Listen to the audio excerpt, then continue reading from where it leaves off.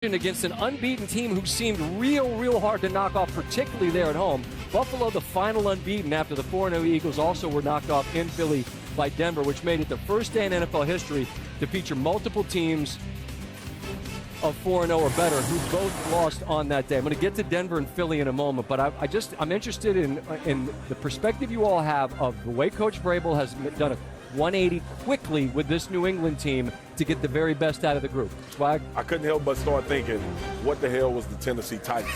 That's the first thing came to my mind, because we knew this is not new. We knew Mike Vrabel was a really good coach. And look, sometimes relationships sour. I'm being a little facetious with that. But you could see the demeanor of the New England Patriots last night. They knew that they could win the game. It wasn't like, hopefully some good things happen and we there in the end. It was aggressive. You talk about Drake May. It was aggressive down the field. It was throws that you expect guys that's been doing it for a long time in this league to make. And to your point, RC, you alluded to that. He's been playing this way the entire season, but not in this situation. Right. Not when you have to make play after play after play. And you respect the fact that 17 is on the other sideline. And you also have to go toe-to-toe. But it was a phenomenal performance by all. The offensive line did a great job at giving them time to push the ball down the field. They ran it well, but Drake May was the story of the night when it comes to him going toe-to-toe with Josh Allen and the Buffalo Bills. You watch Josh, you watch Lamar. Those, to me, are the best off-platform guys at making ridiculous plays, although Mr. Mahomes is pretty ridiculous Saturday as well.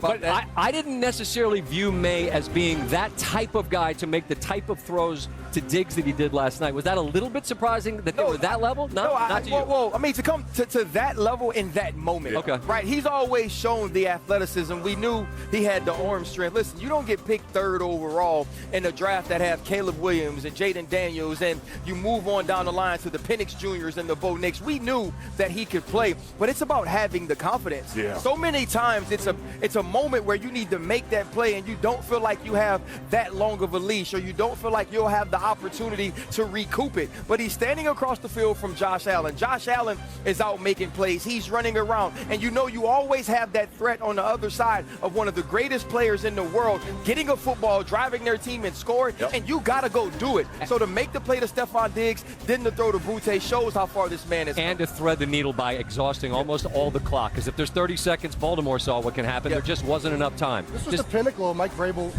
coach team. I mean, you saw a competitive team. You saw a team going into somebody's house who's 4-0, one of the best teams over the last 3 or 4 years, who wasn't afraid in the least. They competed physically. They were more disciplined. And when it mattered most, they made the plays. And not only was Drake May making the plays, he was being smart. They very underrated. They're third down and like 7 or whatever. They call a rollout with a minute left. If he tries to be aggressive there and throw it and falls incomplete, Josh Allen's getting that ball, and he's coming right back down to tie it up. He goes down. They get it back with like 14 seconds left. It was a very well done. But, Scott, go ahead. What you want to know, if you're Mike Vrabel, is do I have one of those guys? Looks like it. They found out last night. All right, we on this show last week, and you on your podcast as well, gave descriptions of the most nitpicked 4-0 team we've ever seen, that being Philadelphia. Well, now they've got a 1 in the right-hand column. I found it very interesting that they did feed the wideouts. There were 18 targets to 6 and 11. I get it. Saquon only ran the ball 6 times. I found that a really odd recipe against a team that they had a lead against.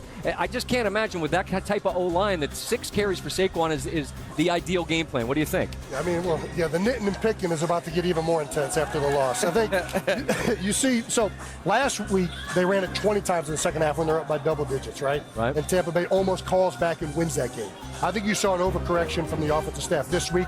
They wanted to keep their foot on the pedal, continue to push the ball down the field, and there were plays to be had. They very nearly made a bunch of big plays. They had one to Devontae Smith that got called back because of a penalty.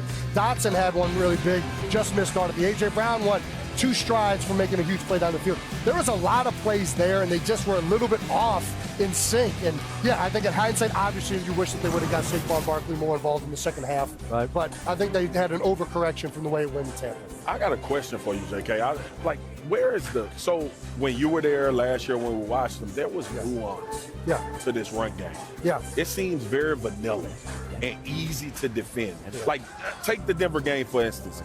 You have condensed formations. They crowd the box with 9 or 10 people, and you still try to run yourself into that. And I know it's Saquon Barkley, and I know it's Jalen Hurts, but it's got to be more than just the offensive line is not the same. What do you see schematically from this team that could potentially change and help them? I think it was a little bit better actually this week against them. They didn't do it enough to really showcase it, but I do agree that I think early on they were doing a lot of these condensed formations with big personnel and trying to force it in. Right. And what the Eagles have done so good, and the reason the run game's been so phenomenal, is Jalen Hurts' ability to make reads and to let him be in a position to take what's available, right? And they've gotten away from that. They got a little bit back to it this last week. They had some reads at the ends and the tight end slipping out. And I think if they can control the backside of runs, whether it's the end, the backside backer with these RPOs, it just makes you defend the full width of the field, and that'll open up some more lanes for Saquon. Meanwhile, Denver's probably wondering, when do you get to our part of the story? The resolve they showed. And Sean Payton is a guy that's got a wheelbarrow to carry around some brass. Okay, he's not afraid, and he's asked his team afterwards,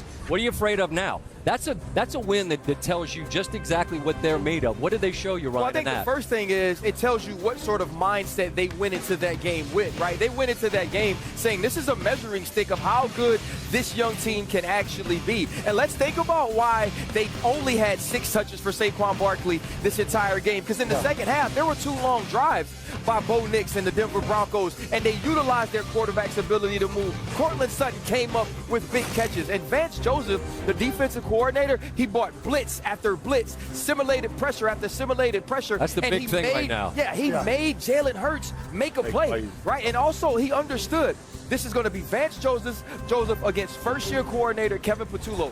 What changes are you going to make? Because what I know is if I bring pressure, it's going to be a slant, a hitch, or a go ball. We're not going to get any creativity. And I trust number 2 on the back end of my team more than I trust anybody in the world. And so now we can try to work with Riley Moss on the other side. Both on Saturdays and Sundays and now on Mondays. I love the chess matches we see from the DCs. Kansas City's got one tonight that's going to be fascinating to watch. What kind of pressure do you bring versus what you show? Those types of adjustments and the ability to figure it out on the fly. Yep, I would guess. Bringing the house. I would guess.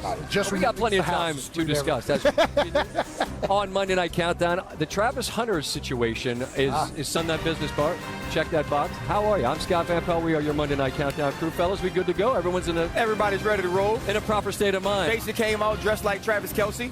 I know not Patrick Mahomes. I'm sorry. Patrick Mahomes. Hey, Scott, I don't know who I'd rather dress like. They're both good. They both clean. Better than Jason Kelce. When Mike and Tony leave PTI, he say Scott and the rest of the crew. It really makes me feel like it's like David Ruffin, and that's the temptation. Hey, ain't nobody come here to see you, Otis.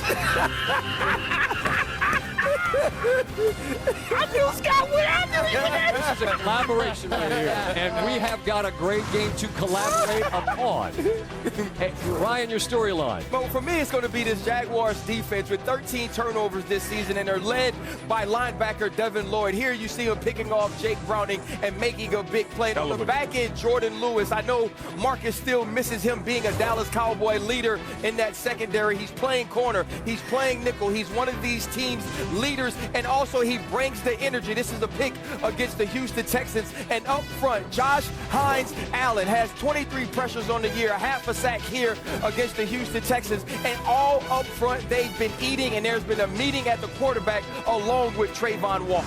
I'm going Kansas City. The old Steve Spagnuolo is back. It took him 1 week to get some speed on offense and get some points and get ahead, and now he starts to bring the pain. But my man Leo Chenal was phenomenal. Him and Bolden are starting to recreate themselves as what we've known them to be. Here you see him being the spy, slowing Lamar Jackson up on that fumble. This is phenomenal defense by the Kansas City Chiefs. They are now starting to turn the football over. You get him in a one-on-one, man-to-man situation with Mark Andrews.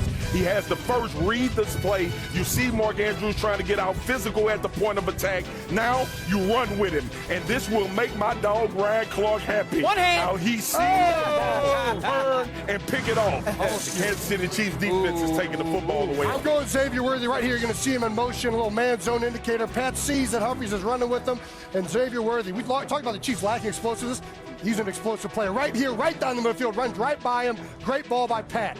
And he's dynamic. You can use him in multiple ways. Here we're going to see early in the game, 4th down, they're going to go for it. Another man zone indicator. They know it's man coverage. They got the rub route on. And who do they go to when they need to have it? They go to Xavier Worthy here on the rub route, and they pick up the first.